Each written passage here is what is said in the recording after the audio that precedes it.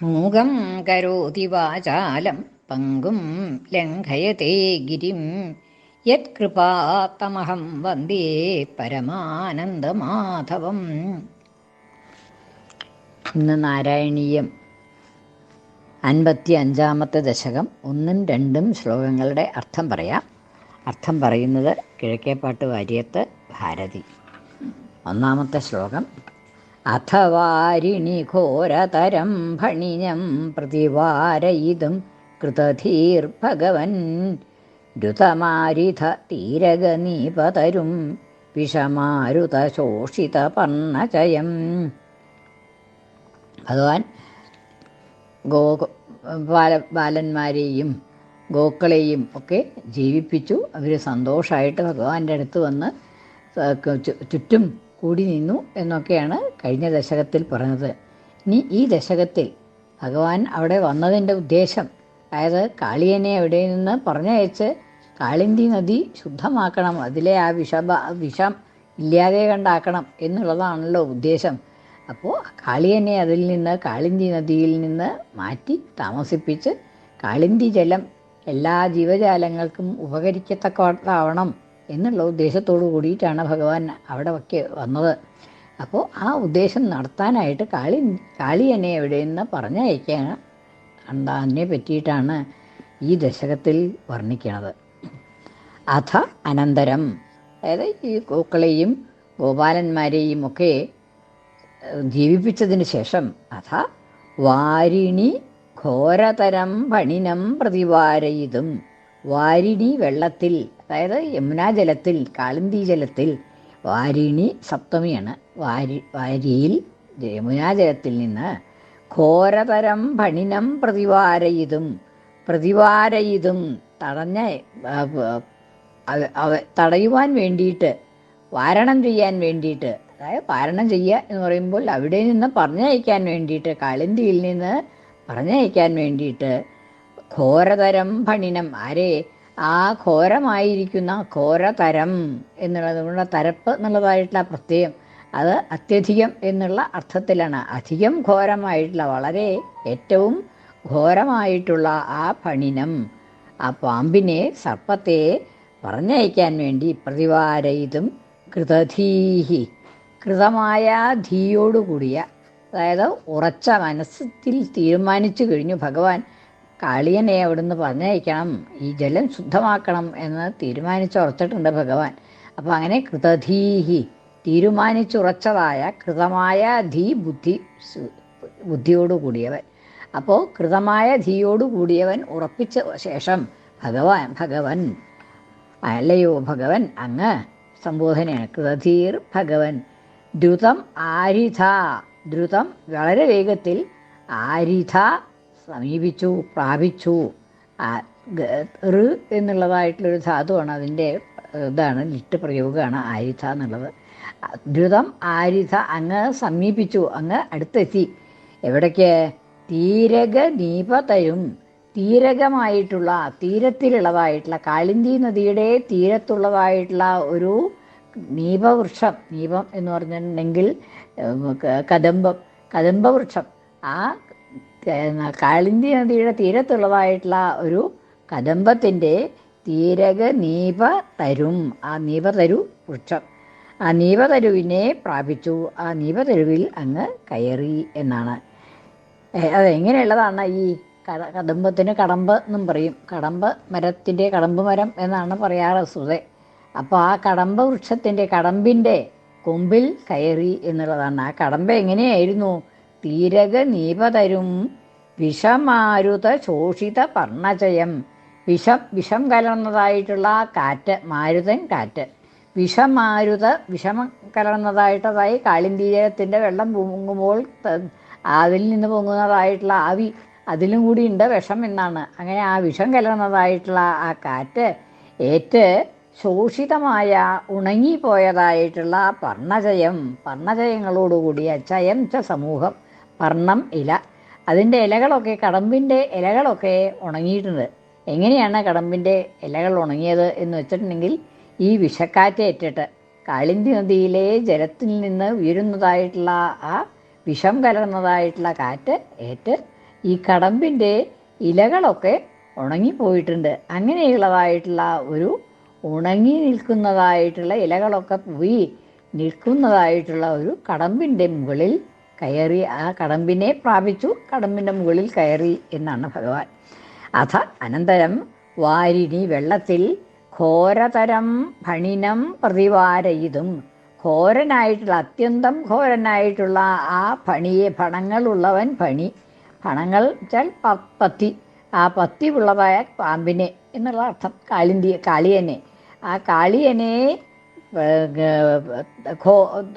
ഘോരതരം ഏറ്റവും ഘോരനായിട്ടുള്ള ആ ഫണിയെ ആ നദിയിൽ നിന്ന് മാറ്റുന്നതിന് വേണ്ടി, തടഞ്ഞ് ദൂരെയാക്കുന്നതിന് വേണ്ടി പ്രതിവാരയിതും കൃതധീഹി ഉറച്ചതായ, മനസ്സിൽ ഉറപ്പിച്ചതായ ഭഗവൻ, അല്ലയോ ഭഗവാനെ, അങ്ങ് ദ്രുതം ആരിധ വളരെ വേഗത്തിൽ ആരിധ പ്രാപിച്ചു, സമീപത്തെത്തി, ആ വൃക്ഷത്തിൽ എത്തി എന്നാണ്.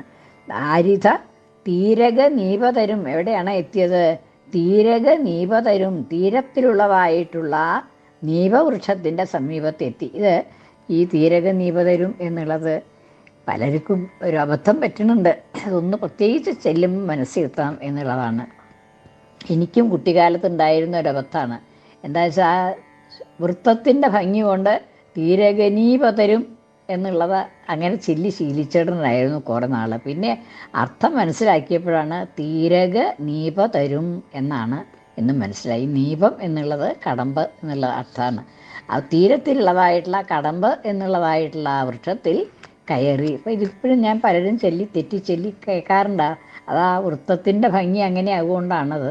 പക്ഷേ അവിടെ നമ്മൾ ചെല്ലുമ്പോൾ ഇതിങ്ങനെ തന്നെ ആക്കണം. തീരകമായിട്ടുള്ള നീപതരു എന്നാണത്. വിഷമാരുത ശോഷിത പർണചയം, എങ്ങനെയാണ് വൃക്ഷത്തിൻ്റെ വിശേഷമാണ്. വിഷമാരുതനെ കൊണ്ട്, വിഷം കലർന്ന കാറ്റ്, ആ കാറ്റുകൊണ്ട് ശോഷിതമായ ഉണങ്ങിയതായ പർണചയത്തോടു കൂടിയ, പർണങ്ങളെ ഇലകളുടെ സമൂഹം, ഇലകളൊക്കെ ഈ കാറ്റ് വിഷക്കാറ്റേറ്റിട്ട് ഉണങ്ങിയിട്ടുണ്ട്. അങ്ങനെയുള്ളതായിട്ടുള്ള ഒരു കടമ്പ് വൃക്ഷത്തിന്മേൽ അങ്ങ് കയറി. രണ്ടാമത്തെ ശ്ലോകം. അധിരുഹ്യ പദാംബുരുഹേണ ചതം നവപല്ലവ തുല്യമനുജ്ഞരുച ഹൃദവാരിണി ദൂരതരമ്യപദ പരിഘൂർണിത ഘോര തരംഗഗണേ. ഭഗവാൻ അതിൻ്റെ അടുത്ത് ചെന്നിട്ട് എന്തു ചെയ്തു? അധിരുഹ്യ, കയറിയിട്ട്, അധിരോഹണം ചെയ്തിട്ട് കയറിയിട്ട്. എങ്ങനെ? പദാംബുരുഹേണ, പദമാകുന്ന അമ്പുരുഹം കൊണ്ട്. അമ്പുരുഹം എന്ന് വെച്ചാൽ അമ്പുവിൽ വളരുന്നത്, വെള്ളത്തിൽ വളരുന്നത് ജലജം, താമര. അമ്പുരുഹേണ, പദാംബുരുഹേണ, താമര പോലെയുള്ളതായിട്ടുള്ള ആ കാലടികൾ കൊണ്ട്, പദാംബുരുഹേണ, പദങ്ങൾ അമ്പുരുഹം പോലെയുള്ള, താമര പോലെയുള്ളതായിട്ടുള്ള ആ കാലുകൾ കൊണ്ട് അധിരുഹ്യ, അധിരുഹ്യ, ആ കടമ്പിൽ കയറിയിട്ട്. നവപല്ലവ തുല്യമനുജ്ഞരുച, ആ പാദത്തിൻ്റെ വിശേഷമാണ്. പദാംബുരുഹേണ എന്ന് പറഞ്ഞല്ലോ, അമ്പുരുഹം പോലെയുള്ളതായിട്ടുള്ള പദങ്ങളെ കൊണ്ട് ആ കടമ്പിൽ കയറിയിട്ട് എന്ന് പറഞ്ഞു. ആ പദാംബുരുഹങ്ങളുടെ വിശേഷണമാണ്. നവപല്ലവ തുല്യമനുജ്ഞരുച, നവപല്ലവം, പുതിയതായിട്ടുള്ള പല്ലവം, പുതിയതായിട്ടുള്ള പല്ലവത്തിന് തുല്യമായ മനോജ്ഞമായ ശോഭയോടുകൂടിയ, മനോജ്ഞരുച, രുക്ക് ശോഭ, മനോജ്ഞരുച, മനോജ്ഞമായ ശോഭയോടുകൂടിയ, നവപല്ലവം പോലെ പുതിയതായ പല്ലവത്തിന് തുല്യമായി മനോജ്ഞമായ ശോഭയോടുകൂടിയതായ തൻ്റെ ആ പാദങ്ങളെ കൊണ്ട്, പാദസരോരുഹങ്ങളെ കൊണ്ട് ആ വൃക്ഷത്തിൽ കയറിയിട്ട് നവപല്ലവ തുല്യ മനോജ്ഞരുച. അവിടെ ആ ഇതിൻ്റെ ഉപമ പറയണതിൻ്റെ ഒരു സാരസ്യം ഒന്നും കൂടി ആലോചിച്ച് നോക്കിക്കോളൂ. അതായത് എല്ലാ ഇലകളും ഉണങ്ങിപ്പോയി എന്ന് നേരത്തെ പറഞ്ഞു അല്ലേ? ശോഷിത പർണചയം, വിഷമാരുത ശോഷിത പർണചയം എന്ന് പറഞ്ഞു. അപ്പോൾ ഈ ഭഗവാന്റെ സാമീപ്യം കൊണ്ട് അവിടെ പുതിയതായിട്ടുള്ള ഇലകൾ മുളച്ചുണ്ടാവുകയാണെന്ന് പറയാണ്. അതായത് ആ ഭഗവാന്റെ സ്പർശം, ആ സ്പർശം കൊണ്ട് തന്നെ അതിന് ജീവൻ വന്നു, നീപവൃക്ഷത്തിന്, കടമ്പിന് എന്നുള്ളതാണ് അവിടെ സൂചിപ്പിക്കുന്നത്. എന്താണെന്ന് വെച്ചാൽ അദ്ദേഹത്തിൻ്റെ കാലടികൾ പുതിയതായിട്ടുള്ള ഇലകളെ പോലെ, നവപല്ലവം, പുതിയതായിട്ടുള്ള പല്ലവങ്ങൾ, ഇലകൾ, തളിരിലകൾ, ചുമന്ന നിറം ഉണ്ടാവുമല്ലോ, ചെറിയ കാലടിയല്ലേ. അപ്പോൾ അവിടെ അങ്ങനെ ആ നവപല്ലവം, പുതിയതായിട്ടുള്ള പല്ലവത്തിൻ്റെ ശോഭ പോലെയുള്ളതായിട്ടുള്ള താമര പോലെയുള്ളതെന്ന് പറഞ്ഞിട്ടുണ്ടല്ലോ ആ കാലുകളുടെ വിശേഷണം. അപ്പം അങ്ങനെ ആ നവപല്ലവം പുതിയ പല്ലവം പോലെ ആ പുതിയ പല്ലവമാകുമ്പോൾ ഒരു ചുവപ്പ നിറമാണല്ലോ ഇതായിട്ടുള്ള നിറമാണല്ലോ ഉണ്ടാവുക, പച്ച നിറമല്ല. അപ്പോൾ അങ്ങനെയുള്ളതായിട്ടുള്ള ആ നവപല്ലവങ്ങൾ പൊട്ടിമുളയ്ക്കുന്നത് പോലെ അദ്ദേഹത്തിൻ്റെ സ്പർശം കൊണ്ട്, ഭഗവാന്റെ സ്പർശം കൊണ്ട് പുതിയതായിട്ടുള്ള ആ ഇലകൾ അതിലുണ്ടാവണതായിട്ട് കവി സങ്കല്പിക്കുകയാണ് ആ പ്രത്യേകിച്ച് വിശേഷണം കൊണ്ട്. നവപല്ലവ തുല്യ മനോജ്ഞരുച, നവപല്ലവം പോലെ തുല്യമായ, അതിന് തുല്യമായ പുതിയതായ പല്ലവത്തിന് ഇലകൾക്ക് തുല്യമായ മനോജ്ഞരുച, മനോജ്ഞമായ മനോഹരമായ ശോഭയോടുകൂടിയ തൻ്റെ പാദങ്ങളെ കൊണ്ട് ആ കടമ്പ് വൃക്ഷത്തിൽ കയറിയിട്ട് ഹ്രദവാരിണി ദൂരതരം ന്യപത, ഹ്രദവാരിണി ആ ഹ്രദത്തിൻ്റെ ജലത്തിൽ, ആ കാളിന്തി നദിയുടെ ജലത്തിലേക്ക് ഹ്രദവാരിണി, ഹ്രദത്തിൻ്റെ, ഹ്രദം എന്ന് പറഞ്ഞാൽ സ്വതേ കയം എന്നാണ് അർത്ഥം. ഇവിടെ കാളിന്തി എന്നുള്ള നദി എന്നുള്ള അർത്ഥം ഉദ്ദേശിച്ചിട്ടുള്ളൂ. ഹ്രദത്തിന് വളരെ വിസ്തൃതമായിട്ടുള്ള കയം എന്നുള്ള അർത്ഥമാണ് സ്വതേ ഹ്രദത്തിന്. പക്ഷെ ഇവിടെ ആ അർത്ഥം ഉദ്ദേശിച്ചിട്ടില്ല.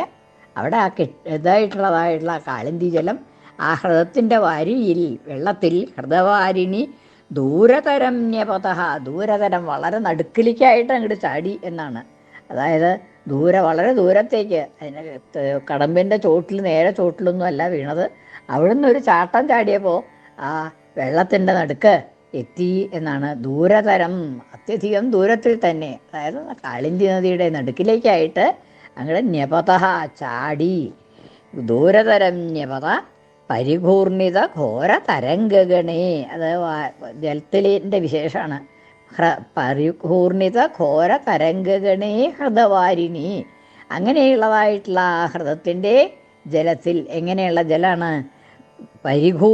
പരിപൂർണിതമായിട്ടുള്ള, ഘൂർണിതം എന്ന് പറഞ്ഞാൽ ചുഴൽ ഉണ്ടാവും, അതായത് നല്ലവണ്ണം ഉള്ളതായ ചുഴികളോട് കൂടിയ, പരിപൂർണിതമായിട്ട് ആ വെള്ളം കൂടെ ശക്തിയായിട്ടൊരു കല്ലെറിഞ്ഞാൽ തന്നെ നമുക്ക് കാണാം ആ കല്ല് വെള്ളത്തിൽ എറിയുമ്പോൾ അവിടെ ചുറ്റും പിന്നെ ഒരു ചുഴി ഉണ്ടാവില്ലേ. അതുമാതിരി ഇവിടെ ഇപ്പോൾ കല്ലൊന്നുമല്ല, ഭഗവാൻ സ്വയം, അതായത് ഈ ലോകം മുഴുവൻ, പ്രപഞ്ചം മുഴുവൻ വഹിക്കാൻ ശക്തിയുള്ളതായിട്ടുള്ള ആ ഭഗവാനാണ് ആ വെള്ളത്തിലേക്ക് അങ്ങോട്ട് ചാടിയിട്ടുള്ളത്. അപ്പോൾ ആ ഗൗരവം, ഭഗവാന്റെ ശരീരത്തിൻ്റെ ഗുരുത്വം അത് നല്ലോണം വ്യക്തമായിട്ട് അവർക്ക് ഓർമ്മിപ്പിക്കുന്നുണ്ട്. അപ്പോൾ അങ്ങനെയുള്ളതായിട്ടുള്ള ആ ശരീരമാണ് വെള്ളത്തിലേക്ക് ചാടിയിട്ടുള്ളത്. അപ്പോൾ അങ്ങനെ ആ ശരീരത്തോടു കൂടിയ ഭഗവാൻ അങ്ങോട്ട് വെള്ളത്തിലേക്ക് ചാടിയപ്പോൾ ആൾ കണ്ടാൽ കുറച്ചേ ഉള്ളൂ എന്ന് പറഞ്ഞിട്ട് കാര്യമില്ല, അവിടെ ആ ഭഗവാന്റെ ശക്തി മുഴുവൻ അതിലുണ്ട്. അങ്ങനെയുള്ളതായിട്ടുള്ള ആ ഭഗവാൻ വെള്ളത്തിലേക്ക് ചാടിയപ്പോൾ ആ വെള്ളമൊക്കെ അങ്ങോട്ട് പൊങ്ങി എന്നാണ്. കാളിന്തിയിലെ നദിയിലെ വെള്ളം 4 ഭാഗത്തും അങ്ങോട്ട് പൊങ്ങി എന്നാണ്.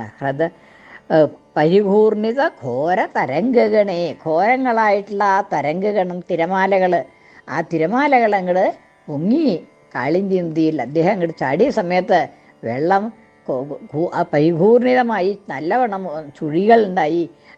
ആ ചുഴികൾ ഉണ്ടാക്കിയതായിട്ടുള്ള തരംഗങ്ങൾ അത് വളരെ വലിയതായിട്ടുള്ള തരംഗങ്ങൾ 4 പാടും വ്യാപിച്ചു എന്നാണ്. പരിപൂർണിത ഘോര തരംഗഗണേ, തരംഗഗണങ്ങൾ, തിരമാലകളുടെ സമൂഹങ്ങൾ തന്നെ അങ്ങനെ ഉണ്ടായി. അങ്ങനെയുള്ളതായിട്ടുള്ള ആ ജലത്തിലേക്ക് ഭഗവാൻ അങ്ങോട്ട് എടുത്തു ചാടി എന്നാണ്. അതിരുഹ്യ പദാംബുരുഹേണ, തൻ്റെ അമ്പുരുഹം പോലെയുള്ളതായിട്ടുള്ള, താമര പോലെയുള്ളതായിട്ടുള്ള ആ കാലുകളെ കൊണ്ട് നവപല്ലവ തുല്യമനുജ്ഞരുച, എങ്ങനെയുള്ള കാലുകളാണ്?